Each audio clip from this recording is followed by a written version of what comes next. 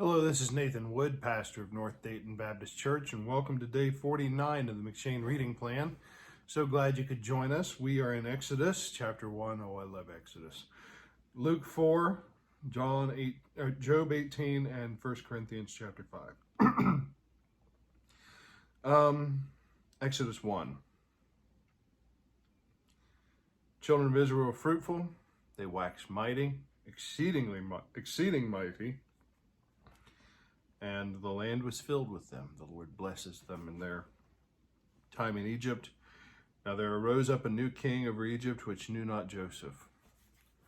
Ladies and gentlemen, this is why we value our republic, where we have representation and democratic vote. We are not designed to be tossed to and fro based on who is in the place of administration. In this case, a king, a pharaoh.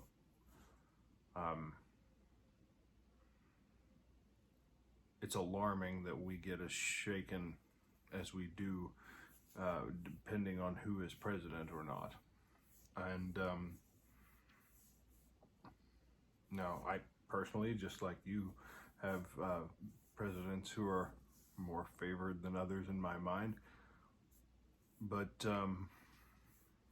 if things were going the way that they should be, which we live in a fallen world full of fallen people, but if things were going as it was planned, we shouldn't be shaken by who is in power in our system, because it's designed that the branches have checks over one another. But be that as it may,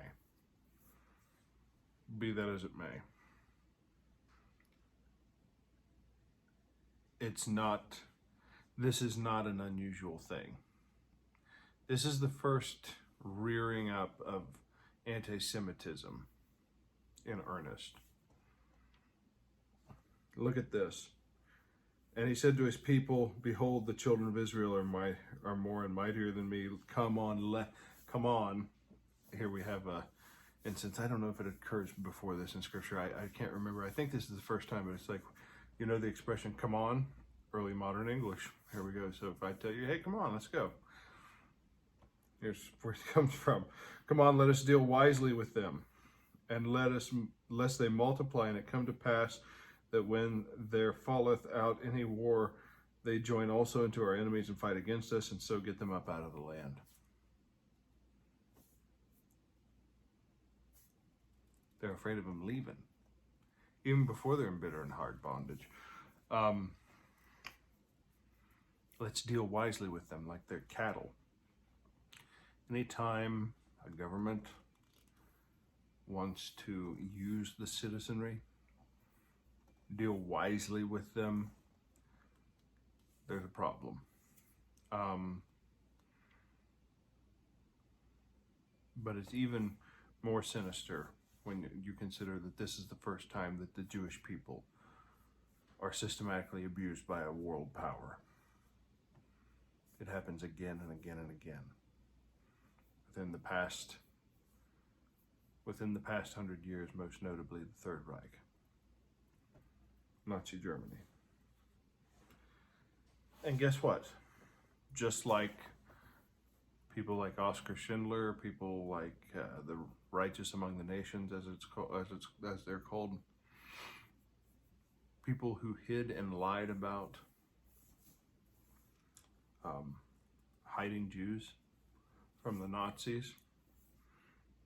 The Hebrew midwives lie about how the women don't need any help and they have their babies without them.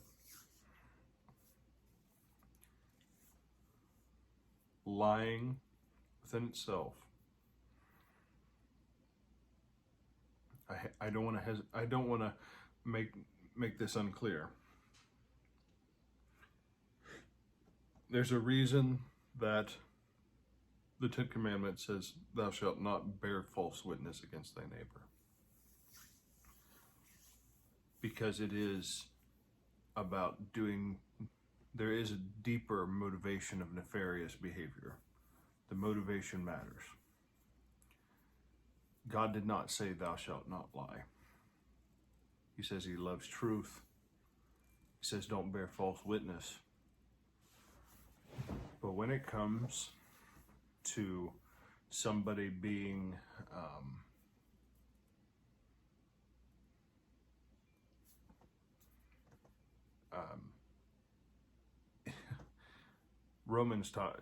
case in point, Romans tells us to be submissive to the government, but when it comes to the point where somebody like Adolf Hitler is in power, we don't have a biblical leg to stand on for listening to them or telling them the truth, because that's the right thing to do. It's not. Lying to a bloodthirsty tyrant is not a sin. Okay? And it's clearly stated here. Luke 4. Let's go backwards, shall we? Devil's coming out, telling him he's the Christ, Son of God, crying out, wanting to publish it, draw attention, and the Lord shuts them up. But he's casting out demons, messianic miracles, saying, let us alone. What have we to do with thee, O Jesus, Son of Nazareth? Art thou come to destroy us? We know who thou art, the Holy One of God.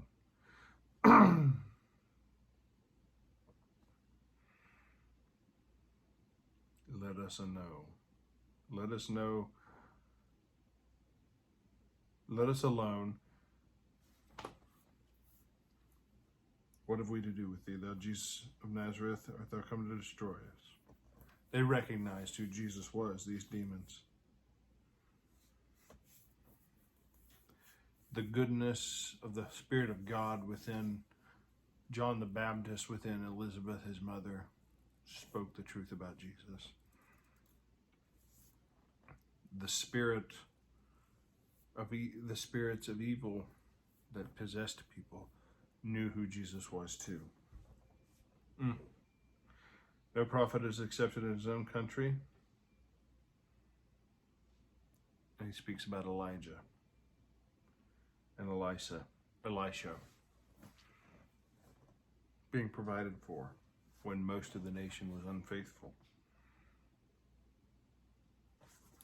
He speaks this because he's been rejected.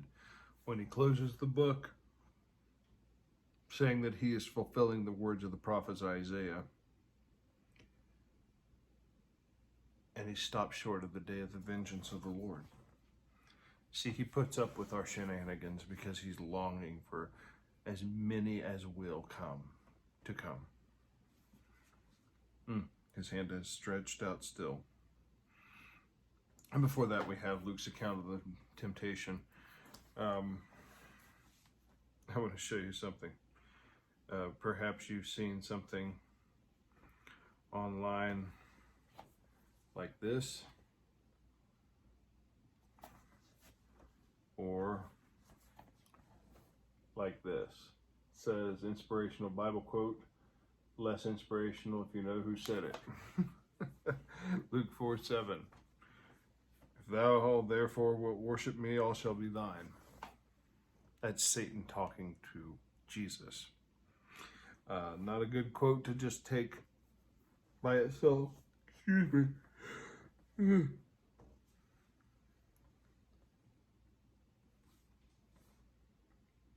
And Exodus chapter 1. Well, we talked about that already. Job chapter 18. Bildad the Shuhite speculates about bad things happen to good people, but here it's a negative, speculating about bad things happening to bad people. That's not always the case. It's not tit for tat in this world. God doesn't owe you good for doing, and God does not owe you goodness, but we have definitely deserved death and destruction. Look at it as a warning for us not to stray too far into sin. especially as believers.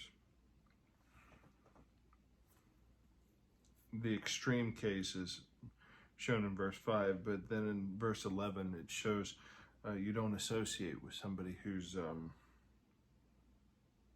persistently sinful, destroying others or themselves. You rebuke them lovingly. If they don't want to listen to you or work with you, that's a problem. I think that's all I've got for today. I'm sorry for yawning. I'm kind of tired recording this one, so but thank you for tuning in anyway. Just goes to show you can be in the Word even when you're tired. The Lord loves you, and I love you.